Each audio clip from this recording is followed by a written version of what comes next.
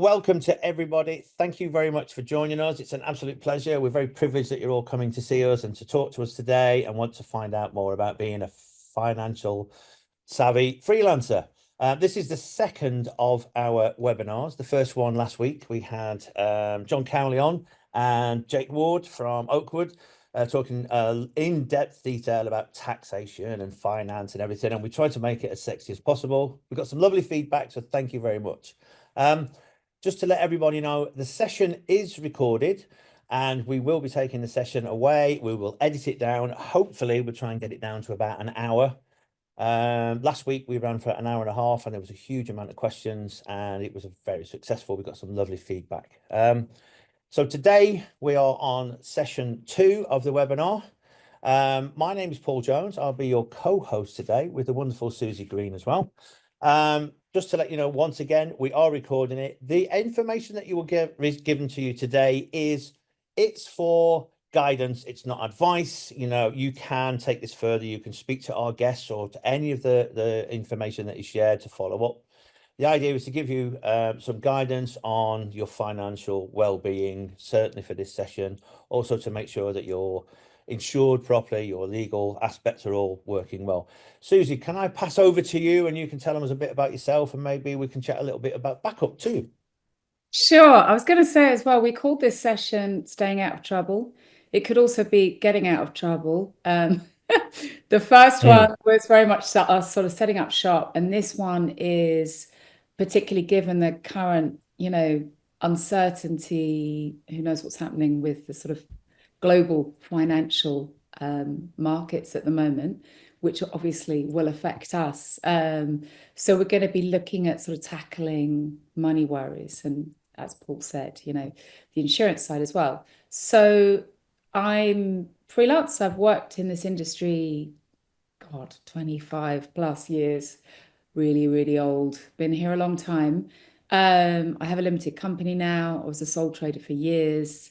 And it's been a journey figuring out how to do things correctly. And that's part of our motivation of why we're doing these sessions with Backup Tech, to try and bring together a place where there's lots of information for freelancers, because it can be really hard to find this stuff out. So should we make a start then? So we have 2 fantastic guests tonight. We're going to start with Ivy Murdoch, first of all, from CIC Wellbeing.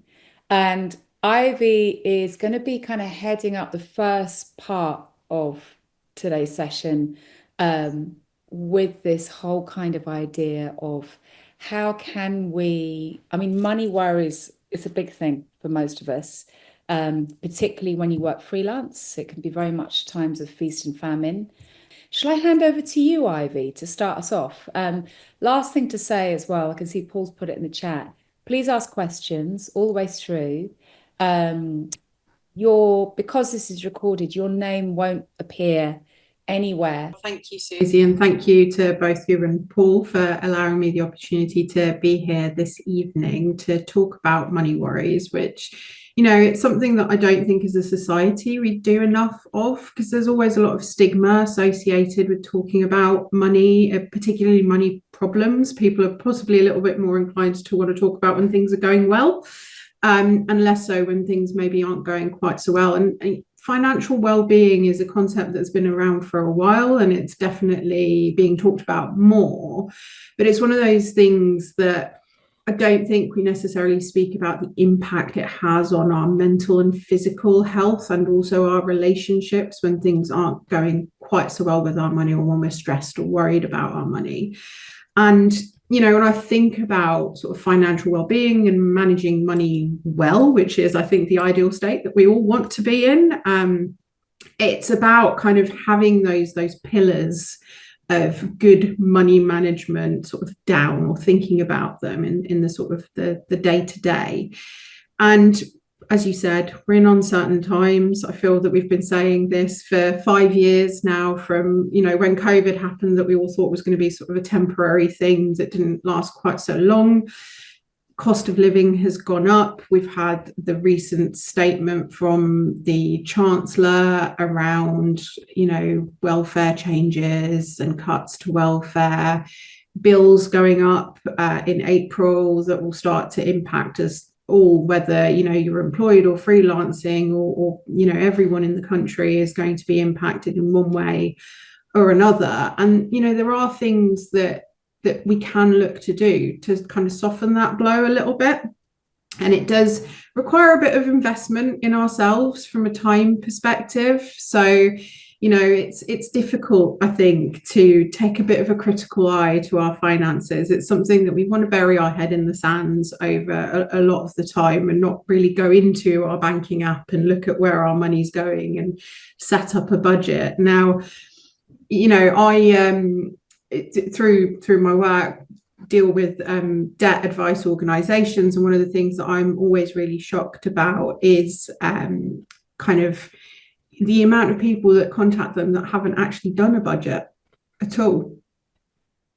So I think that's maybe one of the first things that I'd probably like to get into, but I've realized that I've just gone straight into it, not even introduced myself, because I'm clearly so passionate about the topic. Just to add a little bit more context as to why I'm speaking about sort of the money worries. So CIC Wellbeing, at their core, they're an employee assistance program organization. Now, we look after a breadth of organizations, from membership organizations to employers, corporate customers across the world. But in my background, so before joining CIC Wellbeing, I worked at the Money and Pension Service, which is a organization that's been set up by the UK government to provide free and impartial money guidance to the UK public.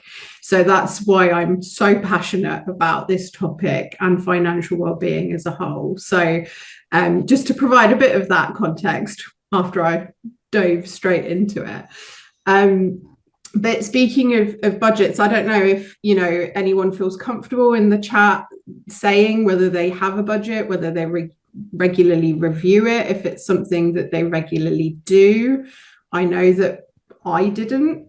So I'm going to talk about myself here. I didn't regularly budget, and those little expenses that you might have had when you were traveling into an office a lot. So I've never been self-employed myself, but I've always been employed. But it's that coffee, takeaway coffee in the morning, that £3 that you don't realize, but over the course of a 5-day working week adds up to £15, and over the course of a year, actually those costs start to add up and start to spiral. So one of the key things, I think, particularly if there's an uncertain kind of income that changes, so you talked about periods of feast and famine, if there's likely to be that shift and that fluctuation, it's about looking at that budget at the lowest point and budgeting to that. So those periods of famine are taken care of, basically, and the periods of feast are, the extras that can be put aside to things like savings or retirement planning and the like.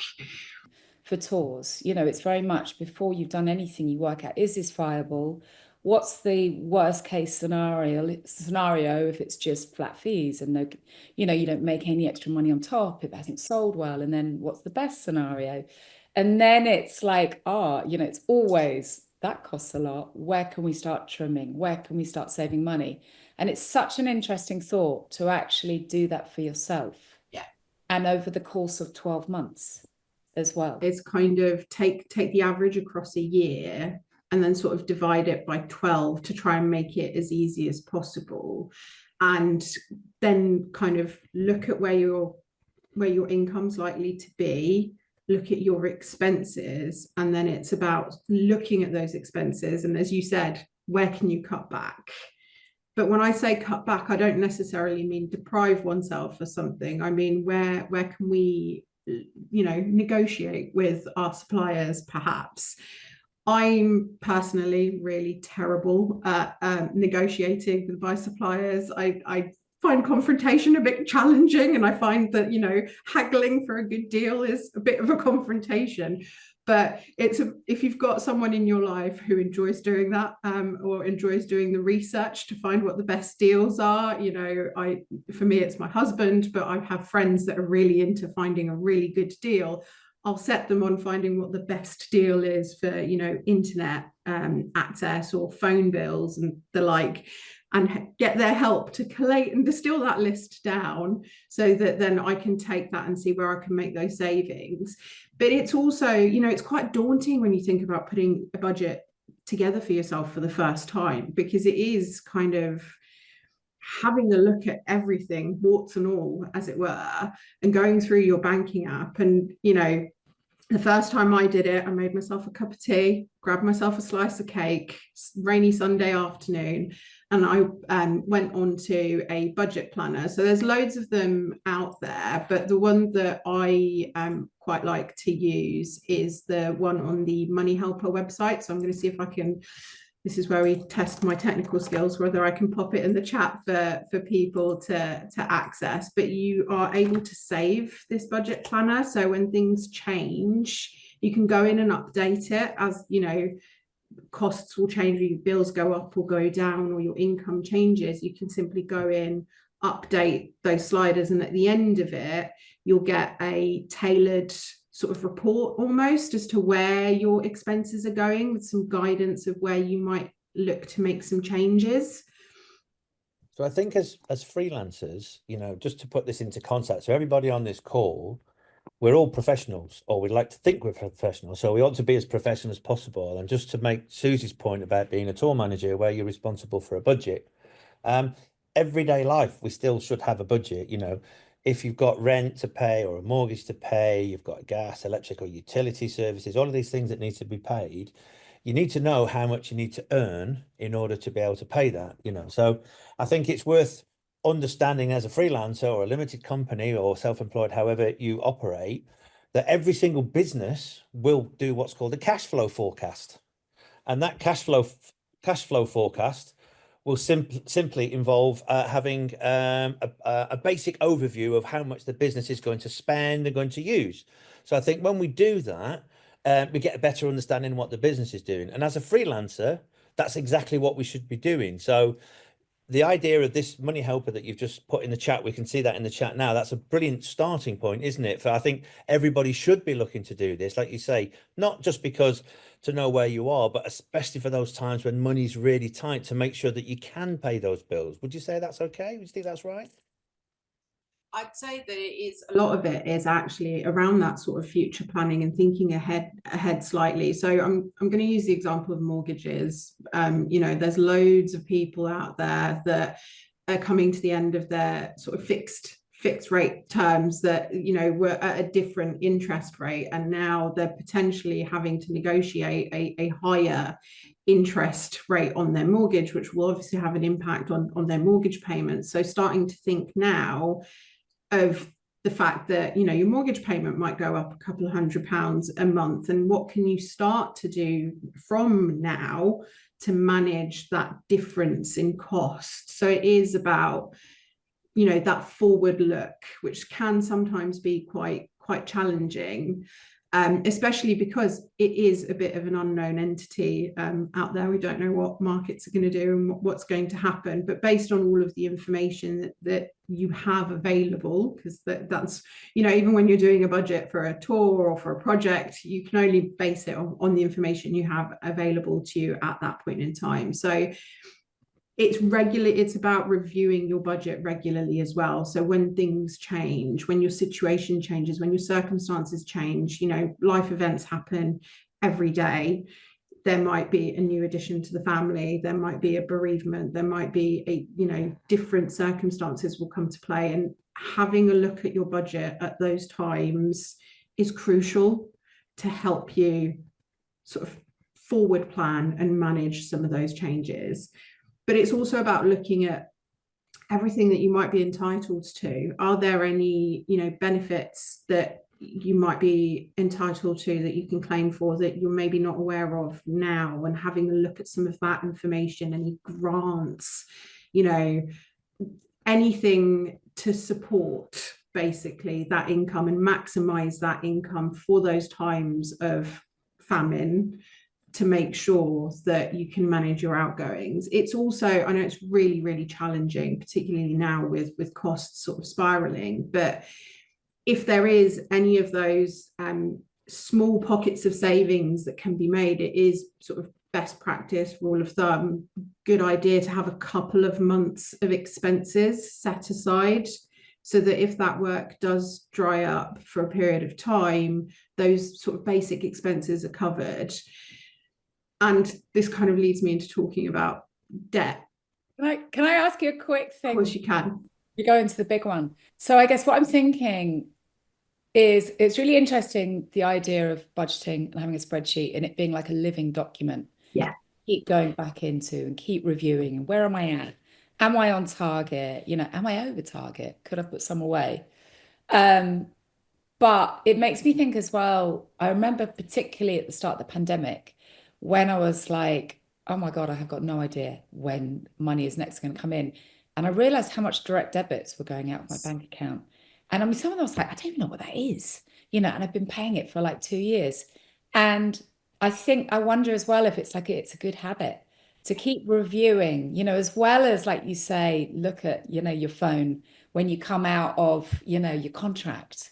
Are you getting the best deal? You know, whether you're Sky or Netflix or whatever you're kind of, you know, shopping around. It just makes so much sense. And we don't do it, especially when we're busy, and especially when times are good, we don't do it. So there may be any memberships or any subscriptions that you've forgotten about that, you know, are coming out of your bank account that you're not utilizing anymore. It's also about, you know, having that sort of critical look of, is it a want or a need? And, you know, sometimes there are things that might seem like wants, but actually there are needs from a well-being perspective. So it's not about kind of cutting out everything and depriving oneself, but it's about taking that balanced sort of view and regularly reviewing those direct debits, regularly reviewing those contracts. Because if you save £20 on your mobile phone bill a month, you know, you're not changing your lifestyle, but that's an additional £20 that you can put towards something else potentially. You know, you could put it towards an overpayment to your mortgage, for example, or put it away into, you know, an easy access savings account for that sort of buffer for when times are maybe a little bit leaner. It's around kind of that continuous sort of self-investment of taking that time. It doesn't have to be a big exercise. It can be 5-10 minutes, you know, every couple of weeks to just have a quick scan through, make sure everything's okay, putting reminders in your calendar when, you know, things are about to run out. It's also about looking at personal pet peeve, mobile and so mobile contracts that, you know, you get the mobile with. By the time you come to the end of the contract term, oftentimes you've paid over and above for the actual mobile itself. So seeing if actually you can convert to maybe like a SIM only contract, because that already will have an impact on the costing of that. It's that haggle as well. If you're an existing customer, you know, sometimes you don't get the best deals, but being quite assertive sometimes with organizations around kind of, you know, my next door neighbor has the same exact contract, but for £15 less a month. Can I also have that deal? And spending that little bit of time, you know, you don't have to do it all at once either, because it can be quite daunting to try and tackle all of this life admin all in one place, all at the same time. So do it bit by bit, and those sort of incremental wins over time can have a really big positive impact. And then actually it becomes quite fun and exciting to keep on top of your budget and get those, you know, deals. But it's also, you know, when you're looking at even just normal internet shopping, it's looking at those prices. So Camel, which is a website, tracks the prices of things on Amazon, for example. So if I think of like Black Friday and, you know, all those deals with the discounts, sometimes the prices have been upped just before Black Friday to be dropped on Black Friday. So it's about kind of looking at those things throughout the course of the year, because those small savings over time have a massive impact. There's something else you said. Yeah, we Oh, sorry. I was real quick. I was just going to say about, and it was the context of as well. Like at the moment, you know, yeah, as you say, the last 5 years has been very uncertain. But also, I wonder if because we've become so cashless, and everything involves tapping your card. It's not like the good old days where you'd get, you know, 50 quid out the cash machine and you knew when you'd spent it, because you'd have to go back to the cash machine and get more cash out. it's really easy to lose track, isn't it?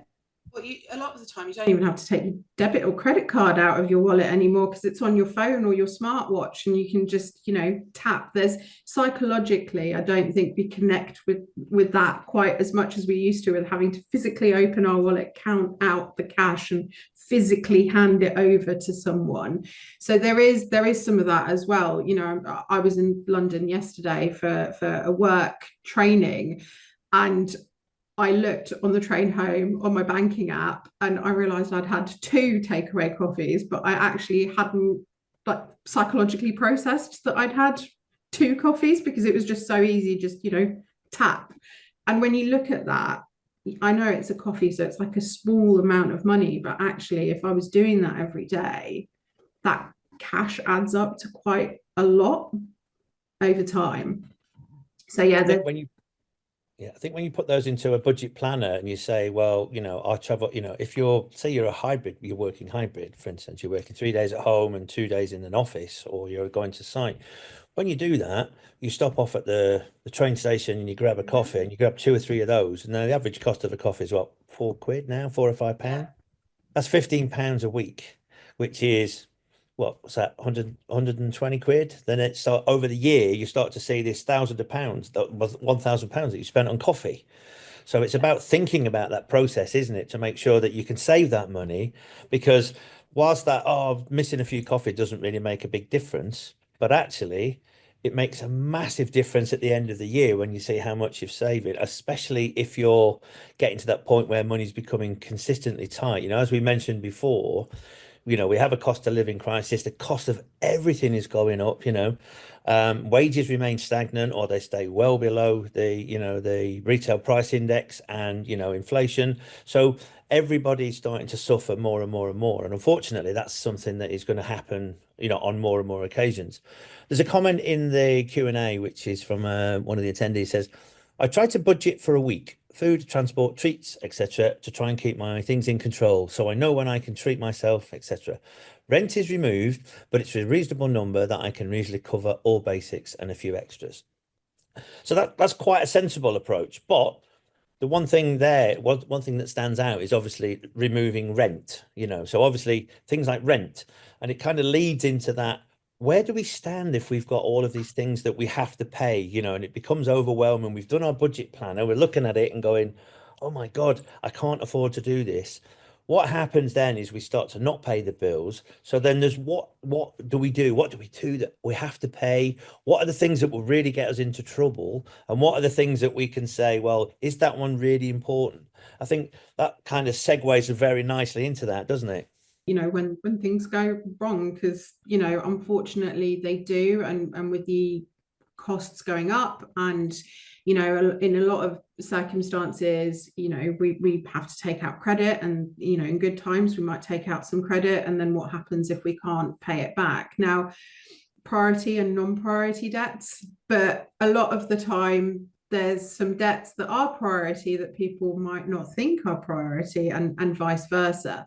So we've all potentially had that letter drop on the doormat with the big red writing, the slightly threatening language about something that needs to be paid. That doesn't necessarily mean that is a priority debt. So when I talk about priority debts, I'm thinking about things where the consequences of not paying that debt or not keeping up with that debt are a lot more significant. And the one that always surprises people when I tell them is your TV license. So your TV license is actually a priority debt. And the reason that is a priority debt is because not paying it could have a hefty fine and or prison time. The other ones that come up that's possibly quite obvious is mortgage repayments. So the consequences of not paying one's mortgage is one's home being repossessed, or secured loans is that asset being taken away.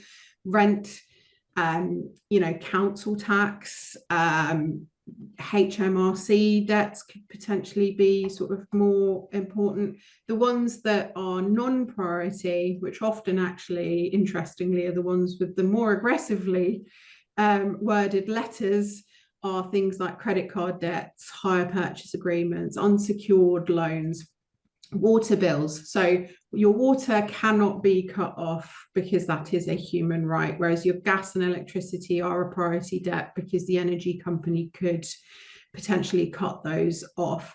The thing that I will say, and if you take anything away from today, I will feel very happy with myself, is don't delay getting support.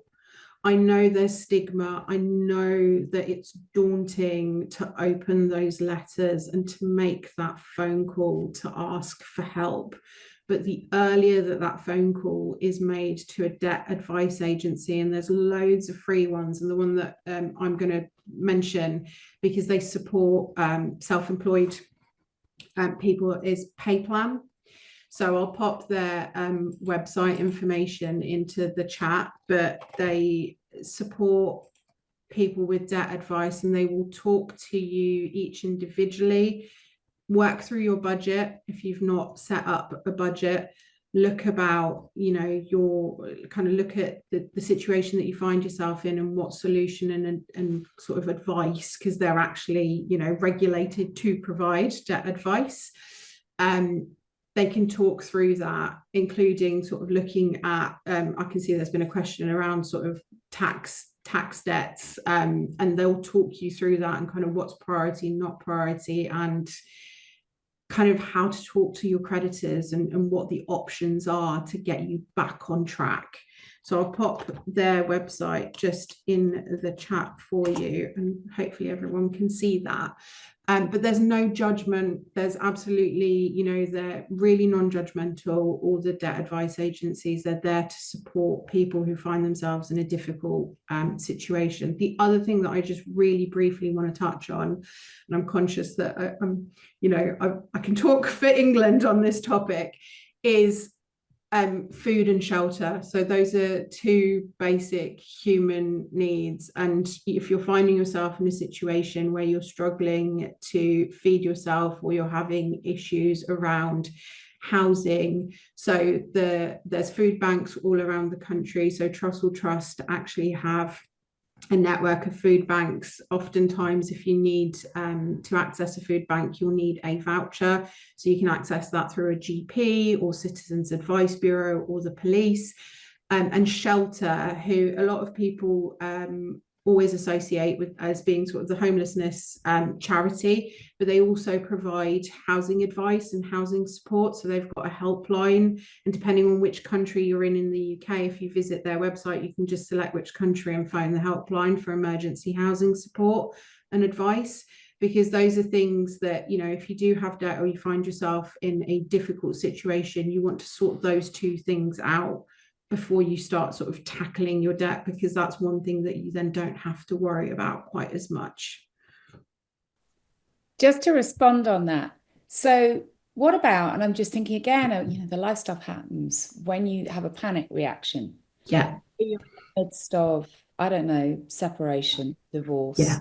Thinking as well, a lot of people on this call will travel away from work, and it's really hard to then engage with it when you're away from work. And that's sometimes, I know, when the money trouble can really start. So what's your advice as to kind of avoiding this panic reaction to these things? It is really easy to have that sort of quite visceral response when that letter hits or that email hits or that text message comes through.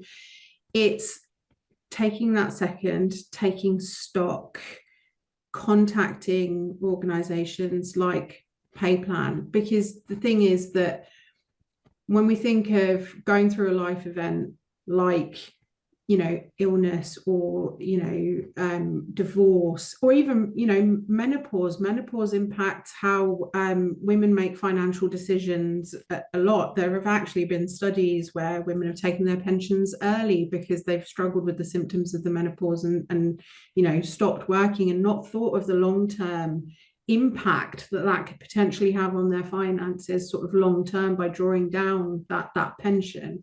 So whilst the instinct is to kind of go and have that visceral reaction, it's taking that 5 minutes, looking at your budget, looking at the support that's available. So organizations like PayPlan, organizations like Citizens Advice, organizations like Shelter and Trussell Trust, and thinking of it from a hierarchy of needs perspective. So that food and shelter, and then, you know, thinking of the debt, and then thinking of planning for situations where, you know, the unexpected might happen. So it's almost always having, you know, thinking back to what Paul was saying earlier as well, kind of thinking of that future, and you know, and you mentioned it as well, Susie, the sort of times of famine, but also the unexpected. Because if you're feeling quite comfortable in that situation financially, but it's also looking at kind of, do you have any insurance that can support you through some of those challenges as well? Well, that was incredible, because it's almost like you lined that up to talk about insurance, didn't you? Just before I introduce our next guest, I think one of the resounding messages here is really just about being prepared and making sure that your finances are in order, because we all make mistakes. You know, I can, you know, hand on heart, I remember, you know, when I was a young lad, a whippersnapper, I was 19 years old, and I didn't understand about debt, and I went out and got 2 or 3 credit cards, and I spent lots of money on credit cards and couldn't pay it back. And it took me, I don't know, 6 months before it all started to implode, before I actually did anything about it, because I was scared, I was unsure about what to do. And what I realized was, actually, when I actually spoke to people and said, look, I'm in trouble, this is what I can do, and then I worked out a payment plan. Yes, it affected me, and it was problematic. But what I'd actually done is I'd faced it, and I think that's the other message that we're saying here is, if you do get into trouble, what you need to be able to do is face that problem. You know, first of all, get the advice, or look at how your budget is, look to what you owe and how you're going to repay that. Let's prioritize what we need to pay, and then we can then have a bit of a plan in place. You know, one of the questions that was posed was about personal tax debt or corporation tax debt. Personal tax debt, the HMRC are very, very responsive to, especially when you ring them and you speak to the helplines. They can be rather daunting and getting to speak to the right person. But once you make contact with them, everything that is there is recorded, and it's fed back, so you can get advice. And HMRC, yes, you have a legal obligation and requirement to pay your tax, but if you fall behind, it might not necessarily be your fault. You may have extended yourself because somebody hasn't paid you and you've had to use your tax money.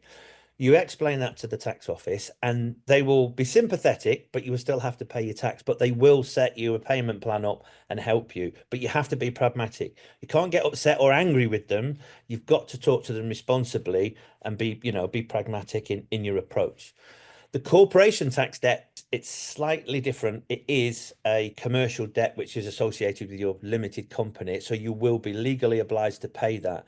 The difference being is that your corporation tax, you will know that you have to pay it, so you should be allocating that in your business. Whether you're a one-man band or a small company, you do have to allow for that. The difference with corporation tax is, when you file your accounts, you will know that you have a corporation tax liability, and you normally have 9 months and 1 day in which to pay that.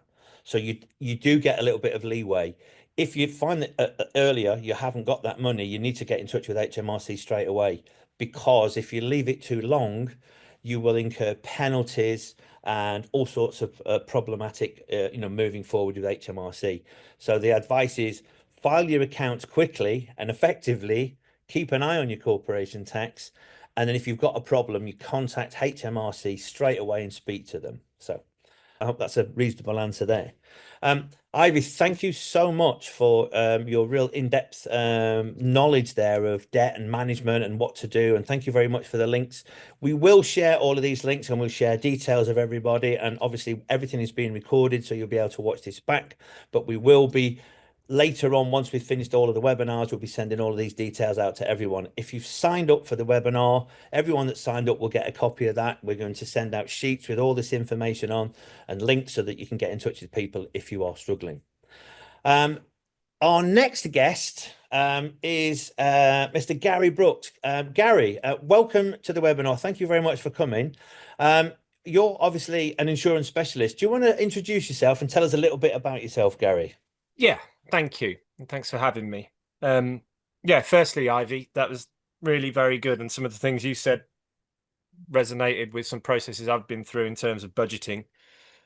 And as a neat little segue, that when I look down my own budget, the things that I'm always pop out first are insurance, cat insurance, life insurance, AA, British gas boiler insurance. And they're always things where it's like, well, I've never claimed on that. Do I really need it, etc., etc.? So it just resonated with what you were saying about budgeting, and I thought that, when I look at insurance in that way as a consumer, I'm always thinking about, why am I paying for that? What's it all about, etc. So yeah, but myself, yeah, I started working in insurance probably about 2000. Did 10 years of nightclub insurance, working with nightclubs, promoters. And then about 2010, I think it was, I wanted to get a job for Dudson, a company called Dudson that many of you will know. So I was ringing them up, harassing them, just trying to get a job essentially. And I ended up working with them later in 2010, I think it was, in the Manchester office, and starting on their sort of live music specialism. At that time, large amount of the work that was done out of Manchester was supporting SJM as a promoter. And really, to give you a sense of how that all came about, they were working with SJM for a long time. And as insurance involved, we were asking SJM to make sure that all of their contractors, production companies, etc., had the right insurance. They were struggling to find it. We created a product for them. And then those production companies were working with lots of freelancers who themselves were struggling to find increasingly higher levels of insurance. So we created a product for that whilst we were at Dudes. And I did about, how long was it there? About 13 years, I think 13, 14 years maybe. Obviously, in that time, it became Integro. That gives you a bit of background. Like I say, 2 years ago, I left the team with a few others, and we started up a new operation at a company called Specialist Risk. So we're now Specialist Risk, Entertainment and Sport. Yes. So what I'm going to talk about, really, I mean, first off, in a basic sense, some of the insurers that a freelancer should have or should consider, at least. And everybody's asked for public liability insurance. And half the time as well, it might be that your operation, you don't think you've necessarily got a public liability insurance risk, but it's just the one thing that is treated almost as a license to operate in some areas as well. So we always accept that that's the one thing where you've got to have that to work. The scheme that we set up previously was meant to be a bridge from maybe Beck 2. It then sat above that because it gave much higher limits. It allowed worldwide work and all sorts of things like that. It was unrestricted in that sense. It used to be years ago, people would have 2 million public liability and then they'd have 5 million. Now it's increasingly popular for people to be asked for 10 million. And what happens when people do ask about that? They say, well, why should I buy 10 million? I don't think I'm not doing anything that's going to injure people or whatever. What's happened is venues have started to tighten up the amount of insurance that they ask for production companies, and then production companies in turn are actually obliged more often than not to make sure that all of their contractors have the same amount of public liability insurance. So it's not about injury when you get to these higher levels necessarily. It's about burning down an arena, something like that. So that's the same thing. So just to get back to the basics on it, public liability covers you for when you are alleged to be responsible for injuring somebody or damaging somebody else's property. That's actually all it is. It's just injuring somebody or damaging somebody else's property. So these higher limits are a result of venues actually tightening up their processes and making sure that everybody who works in the venue has got a decent level of public liability cover. So yes, that's essentially public liability. There are a number of ways, number of avenues in terms of getting that.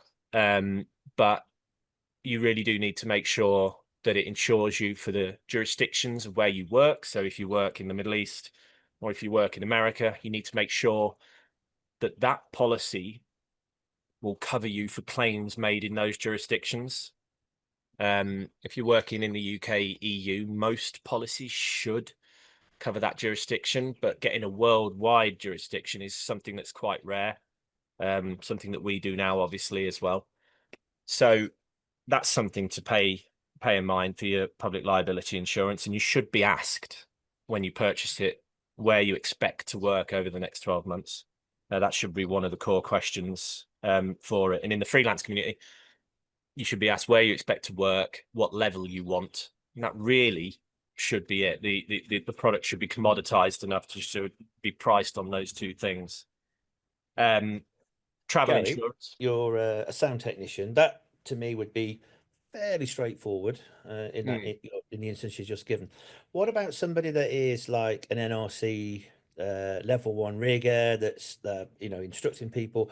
They are basically putting in 30 or 40 points in a roof. Do they need that extra level of cover? Would that be more specialist in PLI, or would that come under the same kind of policy? Because obviously there will be different levels of people and their risk responsibility, shall we call it, if that's the right way to define it.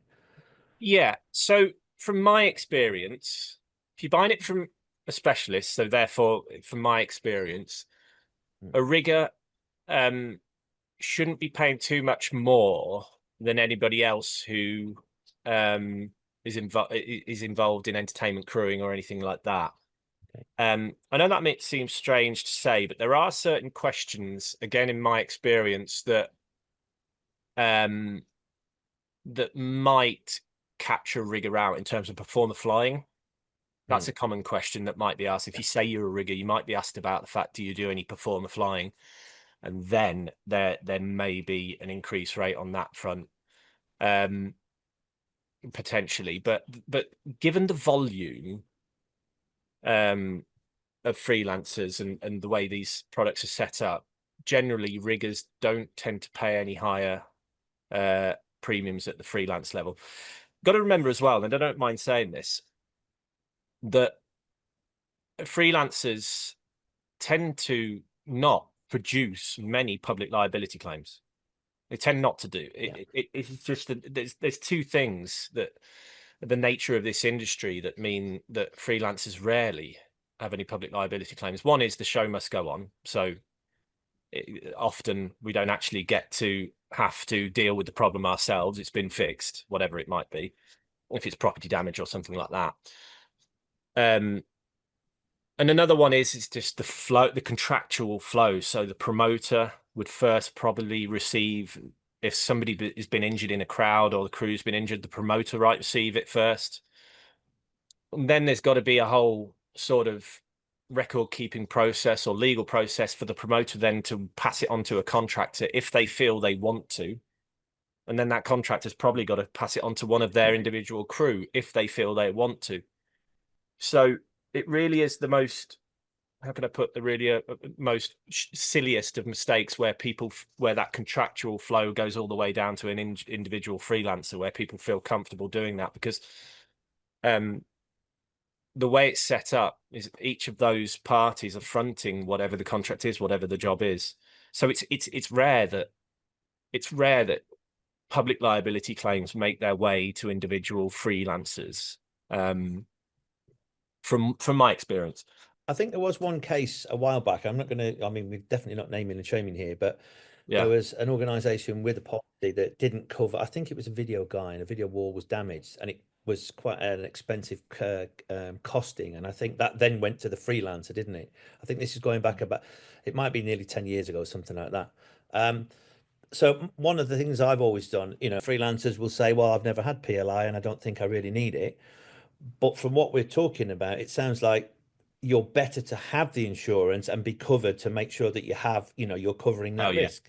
Yeah. So, and again, actually, to be fair, what I'm talking about is a paid claim as well. And this is true of professional indemnity, which I'll come on to as well.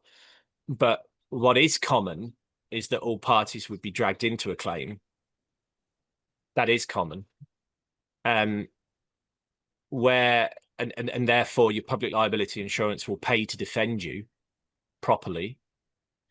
The insurers will appoint legal experts to defend you. So that's common. But yeah, I guess what I'm talking about is actual fault. where an actual a full payout. So a lot of people, I've had this a lot of people say, I don't really necessarily think I need insurance because I don't think I'm in a position where I do anything wrong. Or, you know, rather more brazenly, people might say, I just don't think I do anything wrong.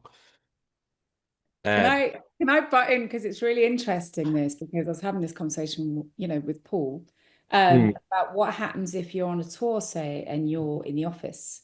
You have a predominantly office role. Some of the management roles are office roles. You know, then I think again about, you know, the merchandise team as well. Yeah, they're shifting heavy boxes and, you know, but would you then include those kind of roles, you know, where they're not out on stage? Yeah. So, well, absolutely. The businesses at somewhere in that chain that I describe are firewalling themselves more. So this question comes up a lot. I've not been asked for PL before in this role that I do, and now I'm suddenly being asked for it. It's because this businesses are trying to firewall themselves an awful lot more. A good example is Glastonbury. It used to just be Glastonbury Festival, but now, and the insurance that we worked on at the time was just this one insurance policy for the entire festival. But now it's loads of different areas, different activities, all differently insured by different production managers and all the rest of it. And it's all firewalled against each other. It makes the insurance a lot more manageable for the organization. It does. But yeah, in your example, where somebody requires PL or not. If you are working with a company and you're on PAYE. Yeah, I see it. Okay. Yeah. Probably not. If you think of it from the production company's point of view, their public liability insures that company for everything that it does and that it instructs people to do. And that instruct word is the best word that we can give as guidance. If you are completely under the instruction of a company and you're not operating with any of your own specialisms or your own special tools, potentially, then it's entirely likely that you are, in the definition of their insurance policy, an employee, and you come under their public liability insurance. There might be a scenario where a company asks you for public liability, but that is where they feel that you are doing something that is not under their instruction. They might bring you in to say, can you do that? Can you finish that item? Can you produce this result? And then you operate under your own working procedures. And therefore, they would want you to have your own public liability insurance, because they can't take responsibility if you do something wrong, because they're not fully instructing you in what you do. I hope that answers your question. It does get into an extremely grey area, because you can only give good, accurate advice when you've got a real example. You know what I mean? There's no one rule as to these are the people that should have their own PLI and these are the people that operate under the PLI of a company. Gary frozen. Oh, that's so funny. I thought I had. Yeah, I think we've lost him. You know, well, till Gary comes back, there's a couple of questions I'm just trying to figure out, actually. Have you seen in the Q&A? There is, yeah. Somebody's they posted a comment saying like a drone unit, but I'm not too sure. So if that person could just elaborate on that, then we can answer that question for them, most definitely. There is a question there that says, seems a silly question. And by the way, to all of the audience, there is no such thing as a silly question. As I said at the start, it's only the silly answers from us lot. So the answer to that, hopefully, Gary will be back with us imminently. But the question posed was, do you see the need for insurance for content creation? Gary's back with us. Hello, Gary. Yeah, sorry about that. I don't know what happened. I am sorry. I don't know where you lost me. I think we got to the point where it was kind of based around specific criteria of an individual basis. The vast majority seems to be that, you know, as a freelancer, yes, you need some form of public liability, but in certain cases you might not need it. You need to quantify it. One of the questions in the chat in the Q&A was a silly question, which the person said, and I said it's not silly. They said, would you need public liability insurance for content creation? Have you come across that in your professional career? Yeah. So not necessarily. Need, you might be asked for it by way of contract, and therefore you might need it. But no, in terms of exposure, no, you need professional indemnity insurance for content creation. Ah, okay. Yeah. If that content breaches somebody's intellectual property, then yes, you would need professional indemnity insurance for that. That's quite a good segue, because we wanted to touch on that because professional indemnities seems to be a little bit of let's call it an elephant in the room, or a bit of a dark art. There's a lot of people that I come across say, I've been asked for professional indemnity, and they're a sound engineer or a sound designer and things like this. They work for a company, they work for their own company, and they're a sound engineer that does, sound design, and they create sound, and they've been asked for professional indemnity. I know when we originally spoke, we had a conversation about this. Yeah. Can we just sort of have a look at that aspect of professional indemnity, what it is and who it applies to? And I know Yeah. there's kind of specific wording in that, and I think that will probably sort of set the pace for that. So so if we go back to public liability, I said it's very specifically for when you injure somebody or damage somebody's property. It's quite narrow. Professional indemnity is when you've provided a service or advice or design or consultation of some sort, and that service has failed, and then it's caused somebody a financial loss, which is quite wide. If you put the two against what one covers and what the other covers, then professional indemnity, it's quite a wide set of circumstances. It started off as advice insurance for lawyers and insurance people like me. And it's grown faster in media because of the thing I talked about in intellectual property infringement. But now, for quite a few years, we're seeing it more and more in entertainment industry, events, live music, etc. Now, professional indemnity is a very broad set of circumstances, and depending on what you do, you might push into a certain area of the cover, or you might push into another area. I'm going to give you two examples that I've dealt with years ago for event production companies as such. The first one, they were tasked with putting on a very flash presentation for the release of a new car, and they were responsible for streaming it online. And just like you might expect, the car comes out, there's lights, there's video, TVs moving around. There's quite an elaborate production for the launch of this car. And you probably guessed it, what happened at the live online and wherever it was live as well. The car just came out in darkness, nothing happened. It kind of spun around in the dark, etc. So the car company then went after the event production company, saying that obviously we're not going to pay you. That was one thing. But what we're talking about here is the consequential loss. They said that we're never going to sell any of these cars in terms of the amount and all the rest of it. That became a professional indemnity claim. It became one, again, like I say, quite often that was paid to defend. There was no real fault found. It cost quite a few £1,000s to help our client and defend them and make that go away. It was a failure of the service. Quite what the failure was, I can't recall, but it was a failure of the service that they promised and caused, or alleged to have caused, a consequential financial loss. Another one was Belfast Tall Ships Festival years and years and years ago. Again, our client was tasked with they were contracted by the mayor of Belfast, and they had to put on an elaborate business event for the mayor, in which two Norwegian sailboats would come into port. They would put on this dinner for everybody, and it would be this networking business event hosted by the mayor of Belfast. One of the ships came into port, and all the kit was about to be loaded on, and all the flight cases, etc. And the captain just had a conversation and said, "I wasn't aware this was taking place, etc., etc." And the production manager just turned around and said, well, bear with me. I'll just nip back onto land and I'll just get what I need to get. As soon as he did that, they upped anchor and sailed back to Norway. So these two boats then weren't available.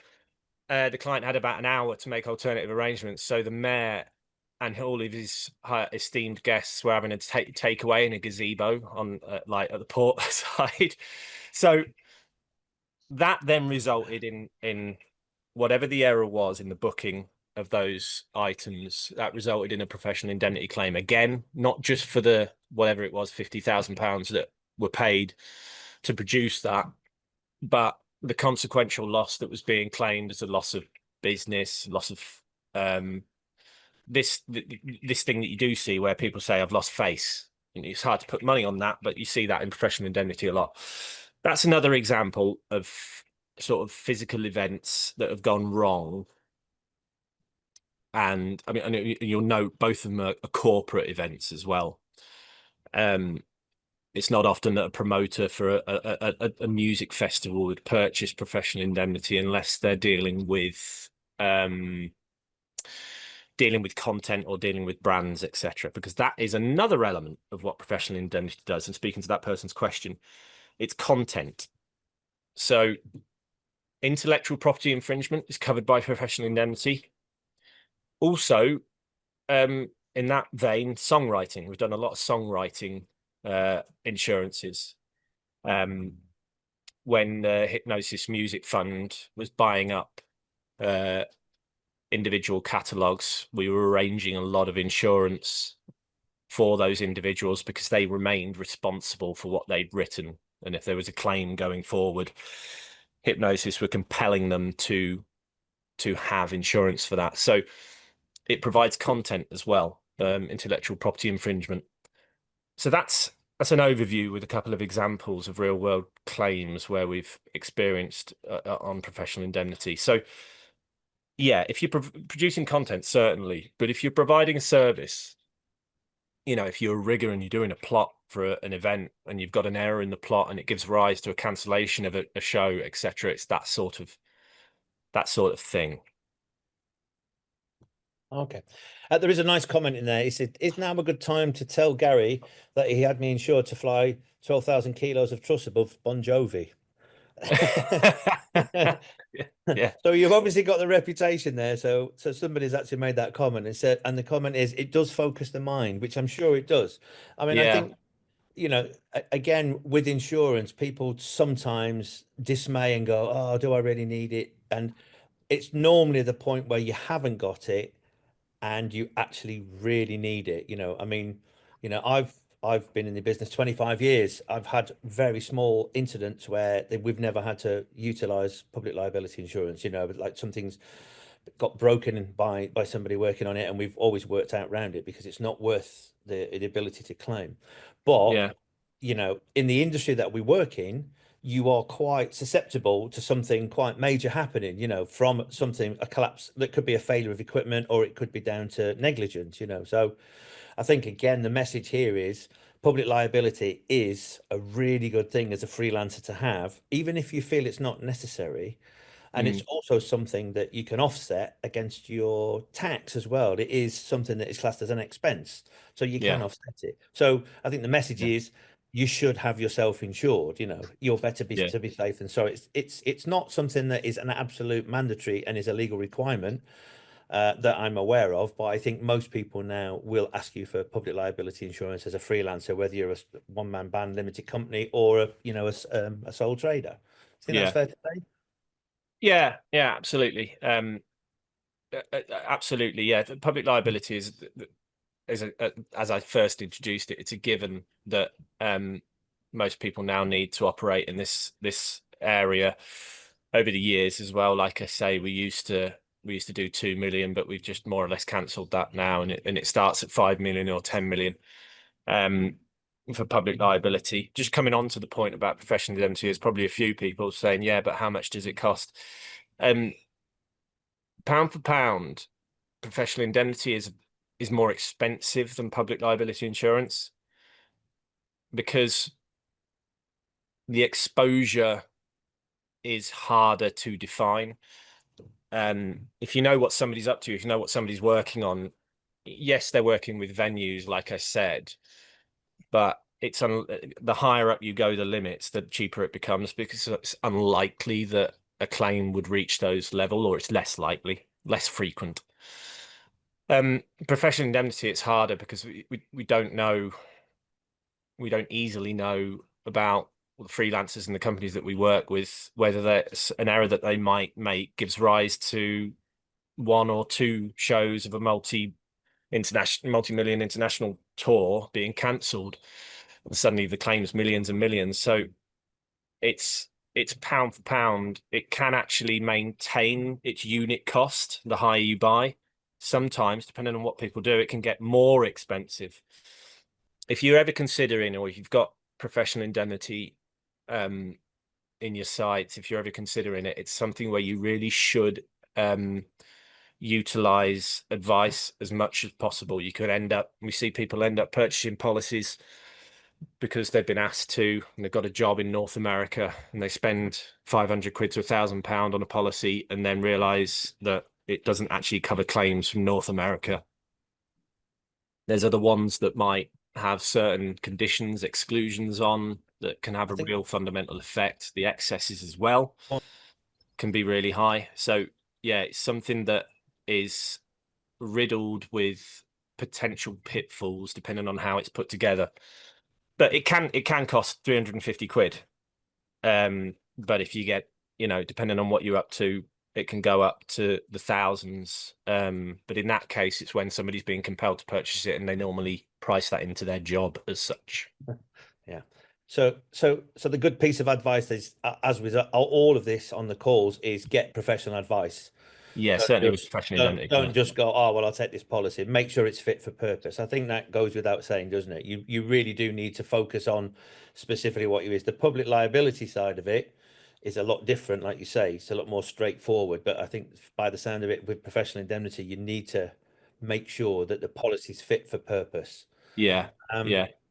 You might a lot of the time, half the time or whatever, the advice that I've given has meant that somebody's not ended up buying the professional indemnity policy. They've said, I've been asked to buy it. And I said, well, hold on. Why?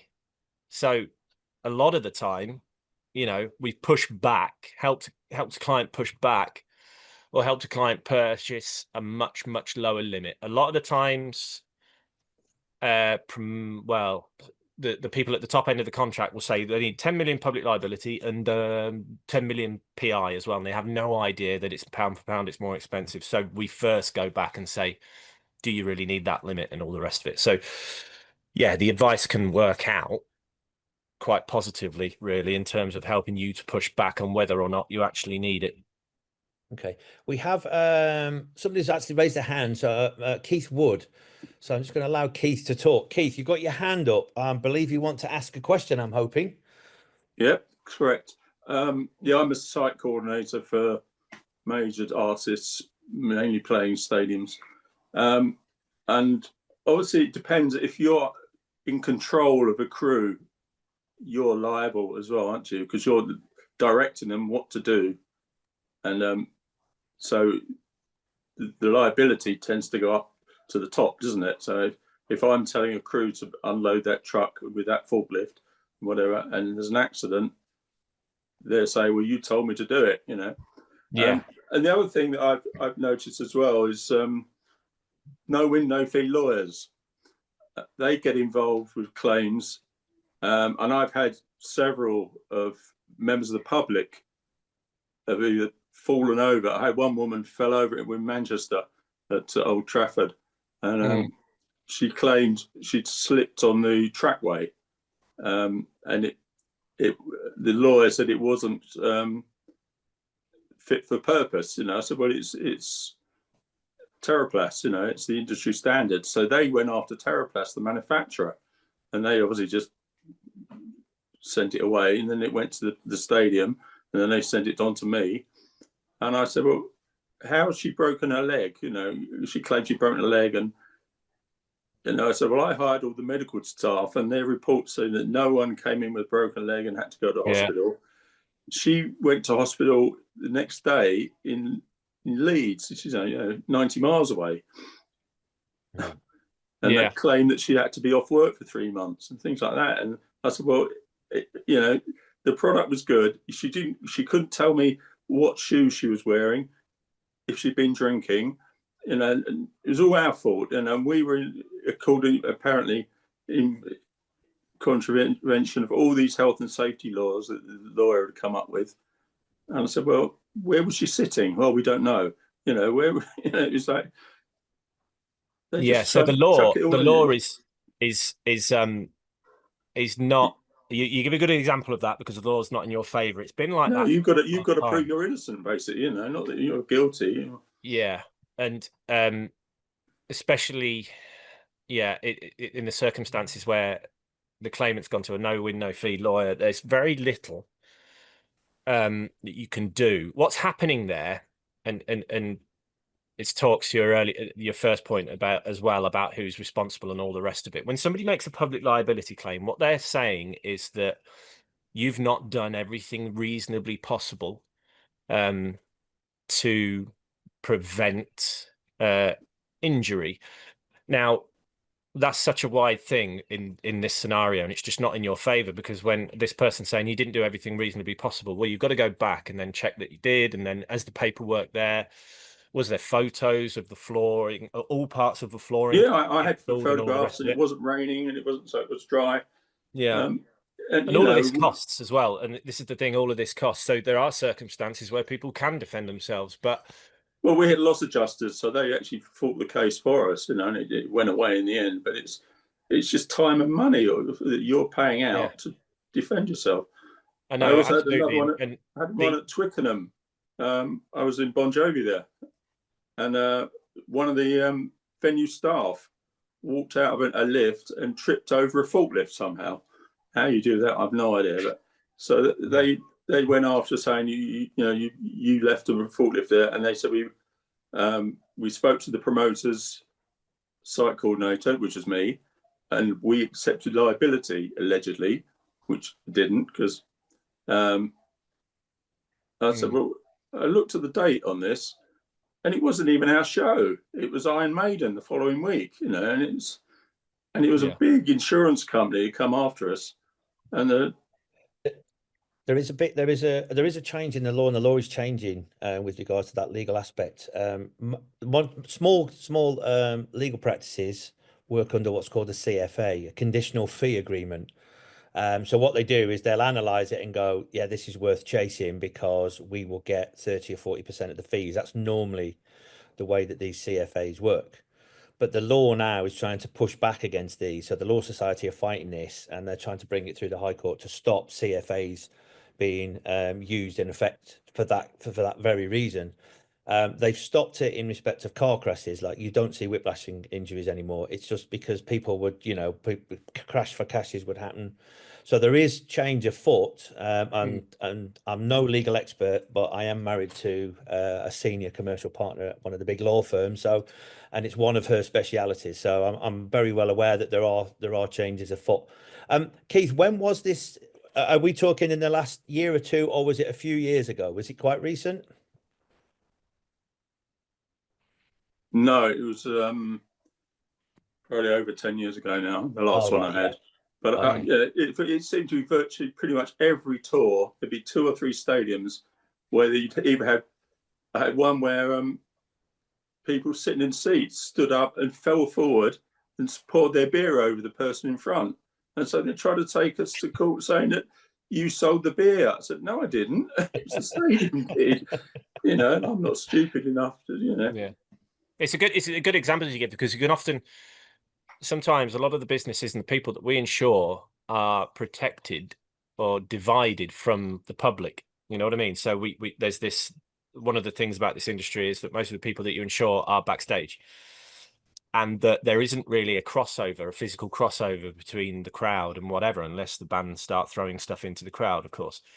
But yeah, some of the examples that you give is where it falls on the venue sometimes, or at least should. But you give a good example of how everybody gets dragged into it, and then you have to spend time and money saying that it necessarily wasn't your fault.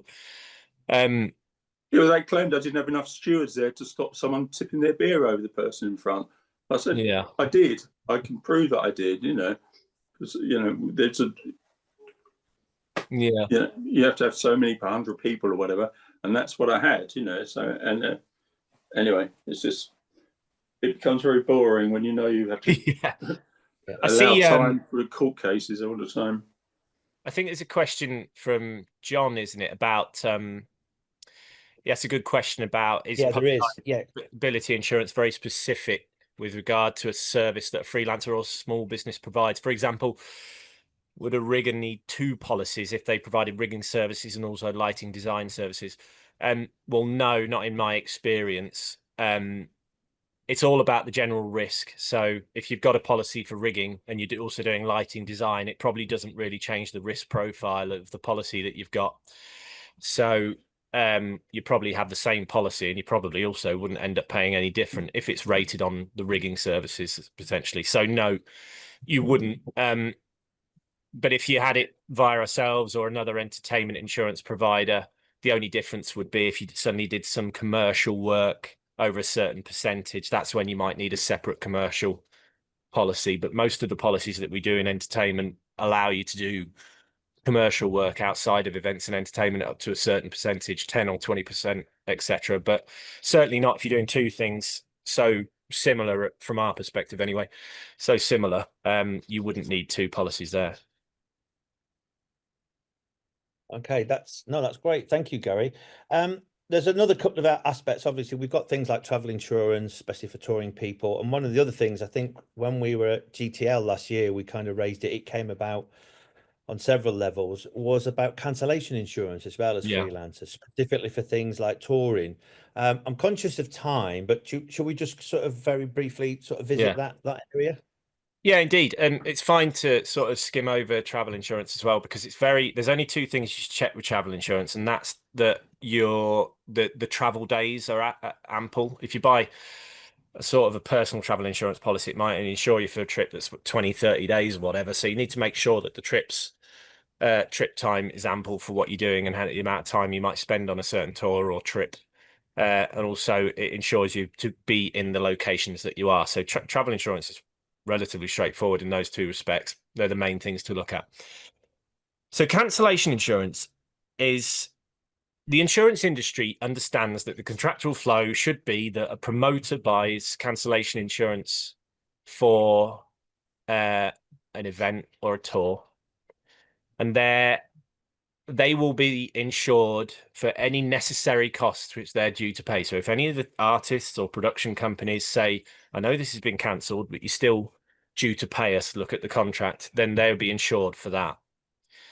So that's generally how it's understood to work. But of course, and this was the major point of discussion, like you said, at GTL last year, that's all good and well when a production company or any other contractor that's working on that event has got terms and conditions which state that they still need paying in certain circumstances, which of course artists do. And some production companies may do in their force majeure clauses, saying, you've got to pay us for work that we've already done, etc., etc. But the big problem that we were looking at was the fact that a number of freelancers might financially lose out because they're all booked on a tour or whatever, that suddenly just for some reason cancels because the artist's ill or whatever. And I touched on this again last week when I did this presentation at GTL last week. So it is technically possible for an individual freelancer, if they've got 6 months of work on a tour, it is technically possible for them to come to somebody like us and say, can I insure cancellation insurance against the artist being ill and me losing my work? And you can do that. It is technically possible to do that. And on an individual case here and there, it's the sort of thing that we would be able to do and get under the radar. And I say under the radar because if we suddenly put together, this is my view on this, if we suddenly put together a wider product for all freelancers in the industry where you would purchase cancellation insurance for shows and tours, you could have multiple freelancers purchasing it for the same tour and all the rest of it. Where you would end up is a product available to everybody, and it would be expensive because it just wouldn't make the insurers any money for obvious reasons. And it would be just like the COVID cancellation policy, where we actually got over the line and got something, but it was just so expensive that it just wasn't viable. It's a curious scenario, really, because we do sometimes get production companies coming to us and say, look, we've contractually protected ourselves as much as we possibly can, but we still think we've got some exposure and we just don't want to lose out our net profit or our what gain we might get from this. So can we ensure that net profit in the circumstances beyond our control, where the artist is ill or where something else has happened? So it is technically possible. Can I, Yeah. can I ask a question? Because it's Yeah. really interesting, this. And again, I'm looking at the clock, so I'll try and be quick. So, Yeah. for example, when, I have a tour and we have cancellation policy, and sometimes it's just, just literally to ensure costs. That's it, nothing else. Yeah. Not, loss of loss of profit or whatever. So in theory, would it be the case then, if you're a freelancer and you're employed by that tour cancels, for some reason the artist is ill, whatever, and then the tour gets a payout to cover their costs, shouldn't the freelancers being employed, or the people employed by that tour, Yeah. paid? So if you look at cancellation insurance policy, what the word it says necessary costs and expenses. Oh, So yes, what happens, the last major one I was involved in was Boardmasters. What happens is we all sit down with the loss adjuster, etc., and we say, right, okay, give us all of your contracts and all the rest of it, and we work out what is a necessary cost. And then if it's not a necessary cost, if it's not one that's due to be paid in the circumstances that have happened, it's not one that can be backed by insurance. So if they weren't due to pay, if the promoter was not due to pay it anyway in those circumstances, then the insurance company's not going to pay it. You see what I mean? So the actual wording is necessary costs and expenses. So yeah, it has to be because there's a thing called betterment. So you can't end up in a better situation because of the insurance that you would have been anyway. So whatever the contractual scenario is in that cancellation, people who are due to be paid in that cancellation will be paid by the insurance company. If they weren't due to be paid anyway, regardless of whether there was an insurance policy, then the insurance policy wouldn't pay towards them. And that's the biggest problem, because a lot of freelancers don't have that. Well, they can't, obviously. They don't say, well, I want paying anyway. If this cancels, they're just never going to get away with that sort of condition. I had an idea. It's antiquated, but if anybody's ever in a situation where they could say to if they're contracting with a promoter, that is, of course, and I know that's not common, but they could say, look, can we just work it into the terms that if you have a cancellation insurance policy in the event of an insured claim, then I require paying my full fee. And the promoter necessarily was no problem with that, because you know what I mean? They're not paying them. But I mean, it's yeah, I can see how that would be a problem for an individual freelancer to get that sort of condition written in, or any conditions written in, to once you get the email and that's it. So that's the problem, but that's the way a cancellation insurance policy works. Regardless of whether it's insured on revenue or necessary costs, it'll only pay out the necessary costs and expenses, those which are contracted to be paid anyway. Yeah, there was somebody just dropped a comment in, said, does it make a difference if show costs have been insured instead of fees? This might apply to promo events where there is no fee. So I think that kind of covers that, really, doesn't it? It's No, it doesn't necessarily make a difference. It is in any contract of cancellation insurance, if you insure costs, the only ones that are ever going to be paid by an insurance company are those that are necessary costs. Yeah. I hope that answers that. So No, that's brilliant. Thinking, yeah, it's really interesting, because it takes us on to our next call, our third one, our final one. Yeah. Have an entertainment lawyer coming on, and one of the things he's going to be talking about is contracts, terms and conditions. And obviously, depending what your role is as a freelancer, is whether or not you're used to verbal contracts or whether you get something on paper, and then whether you respond with your terms and conditions, which could then, in theory, include a cancellation policy. So would Yeah. that then be, and I mean, again, it does take us into our next workshop, and I don't want to take up more time here, but then would that make something like being a freelancer or a limited company and you're just, the sole employee, the sole director, underline why it's so important to have terms and conditions? Yeah. Yeah. And it's one that I'll participate in that one as well, because it's really interesting, because one follows the other. You can contractually protect yourself. That's one way of protecting yourself against a financial loss. And then when you've contractually protected yourself as much as you possibly can, what's left? Well, what is left is you might be able to purchase an insurance policy to protect yourself against all the other financial losses that you wouldn't have contractually been able to protect yourself against.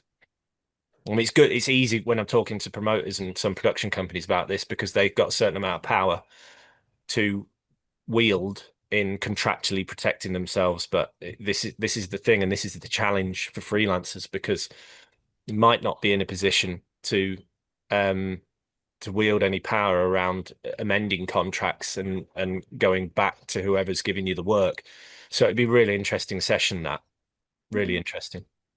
Well, you've heard it here first, because Susie and I have talked about a freelancer charter. And this afternoon, I had a meeting with one of the very big production houses in the UK. And their managing director was extremely interested in looking at a link up between some of the larger companies, specifically to look at cancellation terms, because the way they work as opposed to their competitors is very different. And they're very keen to look at what we can do. When I mentioned about a freelancer charter, which Susie and I have been championing for some time, he was very interested, and he said, well, I'd be prepared to put my head above the parapet. So I think that's something that would lead into more discussion. So, and you'd be welcome to join in on that, Gary, because I think the insurance part would play a significant part in it. Yeah, absolutely. Susie, I'm very conscious of the time. We're almost at 6:30. Anything you want to add before we sort of close up the session? I was just going to say, last chance, if anyone has questions, also for Ivy as well. Yes. Yeah, any questions, please fire them away. In the meantime, we've just dropped a very quick 5-second survey in to find out who you are, what you do, is this useful, and do you want some follow-up information, because we really want to be able to do that. We will be following stuff up. So last chance, as Susie said, for any questions. Don't be shy. You can do it completely anonymously. Also, just to say, so as well as Dean Marsh, our entertainment lawyer, on the next call, we also have Rachel Bronstein, who's amazing. She has a company called Lives Jam. They're US based, but she does financial coaching specifically actually for touring crew. So obviously it's freelance. That's who she works with. So that's our next call on the 28th of May. Please sign up if you haven't already. And have we got any questions? No, I think everybody's gone a little bit shy. Either that, or I guess, as always, have been completely amazing, and they've answered every question that people wanted to know. Yeah. We will be sharing contact details with everybody. As we said, we'll be sending out sheets. Gary, we've got Gary's information, we've got Ivy's information. So, and thank you very much for all of you for coming along. We really do hope you found this useful. As I say, it's recorded. We will be sending out an edited version, so you can look back on it, look at the questions, and look at the the respondents, and get some more information. I think all that's left for me to say, Ivy, thank you ever so much for your incredible talent and telling us all about how to manage our debt. And Gary, lovely to see you as always. Really appreciate you coming on and your extensive knowledge about the insurance market and what to do and what not to do. We really, really appreciate it. I'm going to leave Susie with the last word. Oh my God, the pressure. Yeah, thank you. Really diverse, actually, this one. I think it's really, it kind of puts color to what we were talking about on our first workshop. So yeah, hugely appreciate it. Thanks so much. And thank you everyone for your questions. Thank you. Brilliant. Thank you very much. All that left to say is thank you very much. A couple of people. John Bishop said thank you very much. Jess said thank you. What an amazing webinar as always. Thank you to our guests, and we're now going to end the seminar. So say thank you very much. Enjoy your evening, everybody. Bye-bye. Bye.